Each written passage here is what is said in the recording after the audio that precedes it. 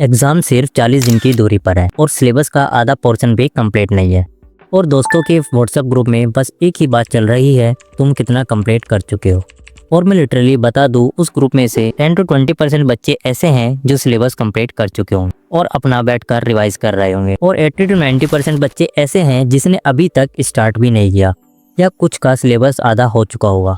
तो क्या वो बोर्ड में अच्छे मार्क्स ला सकते हैं? तो आंसर है यस।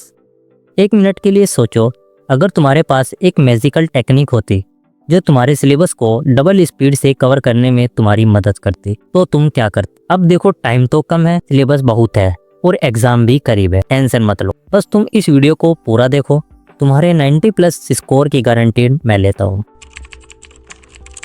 तो आज की वीडियो इसी टॉपिक पर है।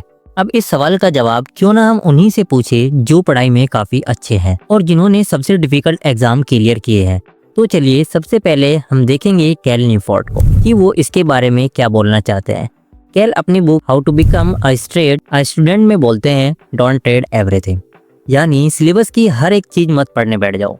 इतना ही नहीं, ये इस बुक में ये भी बोलते हैं कि जितने पेजेस बुक में होते हैं, हमारे पास कभी भी इतना समय नहीं होता कि हम एक एक पेज पढ़ सके। और अगर ये सीक्रेट स्टूडेंट को पता चल जाए तो मैक्सिमम स्टूडेंट्स का बेफजूल का स्ट्रेस और एंजाइटी से बच सकते हैं।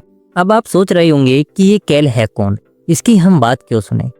तो कैल ने दुनिया के one of the best college MIT से पढ़ाई की है और अभी ये जॉर्जटाउन यूनिवर्सिटी में कंप्यूटर साइंस के एसोसिएट प्रोफेसर है। तो आप इनकी एबिलिटी पर तो शक ना कीजिए। चलिए एक एग्जाम्पल और लेते हैं। अब देखो, अपने दीपक रावत सर को तो जानते ही होंगे, जो कि एक IAS ऑफिसर है। ये भी स्टडी के लिए यही रिकमेंड करते हैं कि लेस इज मोर, यानी उतना ही पढ़े जितने की रिक्वायरमेंट हो। हमारे पास जितना ज़्यादा मटेरियल होगा, उसे देख देख कर ही हम स्ट्रेस में आ जाएंगे, क्योंकि वो हमसे कभी ख़त्म तो होने वाला नहीं है। इसलिए do not study at all the material that is given. Less is more, कि आप घिरे हुए मटेरियल से, इग्नू का मटेरियल है, इंटरनेट पे मटेरियल है, तमाम कोचिंग्स हैं, तमाम गाइड्स हैं। आपको ज़्यादा से ज़्यादा जो आंसर लिखना होगा, कितना होगा? हो सकता है 250 वर्ड्स का हो। जब आपकी पढ़ाई लिखाई की सामग्री इतनी ज़्यादा ना हो, लिमिटेड हो और आपके आंसर्स की क्वालिटी अच्छी हो। अब इससे पहले हम ये जानें कि हमें कौन सा सिलेबस का पोर्शन पढ़ना है और कौन से सिलेबस का पोर्शन छोड़ना है। पहले हम इस बात को डिटेल में समझ लेते हैं। Why covering less syllabus will give you more marks? Actually reality में लेस सिलेबस ही आपको अच्छे मार्क्स नहीं दिला सकता, बल्कि लेस एफर्ट भी आपको ज़्यादा आउटपुट दिलवा सकता है। इसको अच्छे से समझने के लिए हम इस प्रिंसिपल को समझ लेते हैं, जिसको 80-20 रूल कहते हैं, या फिर पैरेटोज प्रिंसिपल, यानी कम एफर्ट लगा के ज़्यादा कैसे अचीव करें। क्या है ये 80-20 रूल जिसकी तरफ सब इशारा कर रहे हैं? अब देखो बॉस, ये प्रिंसिपल हर फील्ड में काम करता है। जैसे देखो, 20% मूवीज बॉक्स ऑफिस में 80% कमाई करती है। 80% लोगों को डिक्शनरी के केवल 20% शब्द पता है। 20% क्रिमिनल 80% क्राइम करते हैं। 20% स्टूडेंट ही 80% एग्जाम क्लियर कर पाते हैं, और हम अपना 80% टाइम अपने 20% दोस्तों में गुजारते हैं। इन शॉर्ट, आप कोई भी फील्ड ले लो, चाहे वो आपकी स्टडी हो या आपकी कोई भी पर्सनल लाइफ, मेजॉरिटी ऑफ चीजें आपकी माइनॉरिटी ऑफ एक्शन पर डिपेंड करती है। एग्जाम में majority of question minority of topic से पूछे जाते हैं। अब इसका मतलब ये भी नहीं है कि 20% सिलेबस से ही एग्जैक्ट 80% क्वेश्चन पूछे जाए, लेकिन मैं आपको पूरे कन्विक्शन से बोल सकता हूँ कि ऑलमोस्ट 40 से 50% टॉपिक से आपके 70 to 80% टॉपिक पूछे जाएंगे, यानी आपका आधा सिलेबस ज्यादा इंपॉर्टेंट है रेदर देन फुल सिलेबस। अब अगर आप ये समझ गए हैं, तो अब हमारी सक्सेस इस बात पर डिपेंड करती है कि क्या हम में ये स्किल है कि हम वो 40 से 50% सिलेबस सिलेक्ट कर सके, जिसे हम अपने एग्जाम में दिए गए 80% क्वेश्चन के आंसर दे सके। अब इससे पहले कि मैं आपको सजेस्ट करूं कि कैसे हम वो सिलेबस का मोस्ट इम्पोर्टेंट टॉपिक सिलेक्ट करें, पहले मैं एक कंफ्यूजन को क्लियर कर देता हूँ जो मैक्सिमम स्टूडेंट्स के मन में होती है, और वो ये होती है कि हम में से कई लोग इस थॉट को माइंड में नहीं लाना चाहते और डर जाते हैं कि क्या हम सिलेबस का आधा ही पोर्शन छोड़ देंगे। तो ये डर एकदम नॉर्मल है, मुझे भी पहली बार ऐसा ही लगा था। तो अब सवाल ये आता है, जो इस थॉट से जो डर लग रहा है उसका क्या कर? तो इसके लिए मैं आपको सजेस्ट करूंगा कि हम खुद को समझाएं कि हम सिलेबस का कुछ पोर्शन नहीं छोड़ेंगे, बस सिलेबस को खत्म करने का सीक्वेंस चेंज कर देंगे। यानी सबसे इम्पोर्टेंट सिलेबस का पोर्शन सबसे पहले करेंगे और उसके बाद रेस्ट ऑफ दी सिलेबस। तो अब आता है सिलेबस का सबसे इम्पोर्टेंट पोर्शन कैसे सिलेक्ट करें। वैसे तो ये स्किल प्रैक्टिस के साथ आती है। जितना ज्यादा आप क्लास टेस्ट अटेंड करेंगे, जितना ज्यादा आप टेस्ट देते हो, उससे ही अपने आप ये स्किल डेवलप होती है कि क्या इम्पोर्टेंट है। पर आपने तो कुछ पढ़ा ही नहीं, तो उसके लिए भी कुछ जनरल टिप्स है जिसे यूज करके आप अपने सिलेबस का सबसे इम्पोर्टेंट पोर्शन ढूंढ सकते हैं। Tip number 1, concentrate on syllabus. यदि आप बोर्ड एग्जाम या कॉम्पिटिटिव एग्जाम की तैयारी कर रहे हैं तो आप कभी भी सिलेबस से बाहर की चीजें ना पढ़ें। Never study out of the syllabus.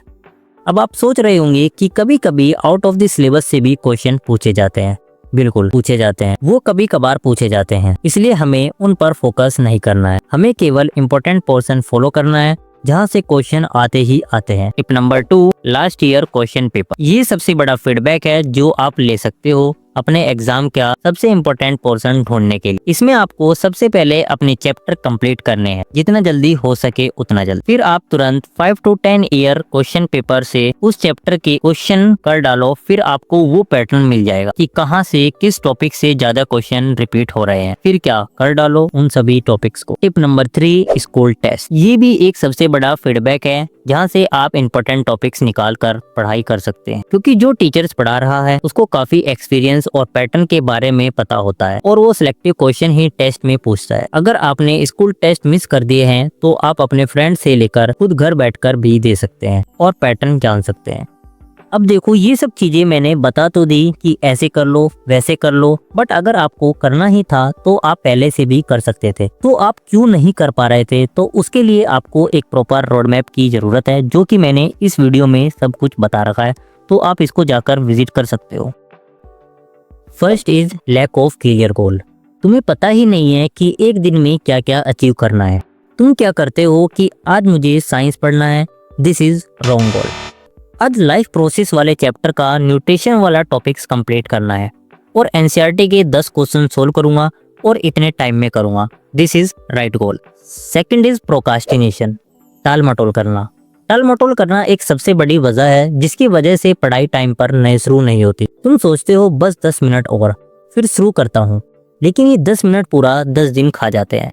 इससे न सिर्फ तुम्हारा काम डिले होता है बल्कि गिल्ट और स्ट्रेस भी बढ़ाता है। 5 सेकंड रूल अपनाओ। 5 से रिवर्स काउंटिंग शुरू करो, 5 4 3 2 1, और बिना सोचे समझे स्टार्ट कर दो। Third is distraction everywhere. Social media, phone notification, घर का शोर और अननेसेसरी इंटरप्शंस तुम्हारे फोकस को तोड़ देता है, प्रोडक्टिविटी को जीरो कर देती है।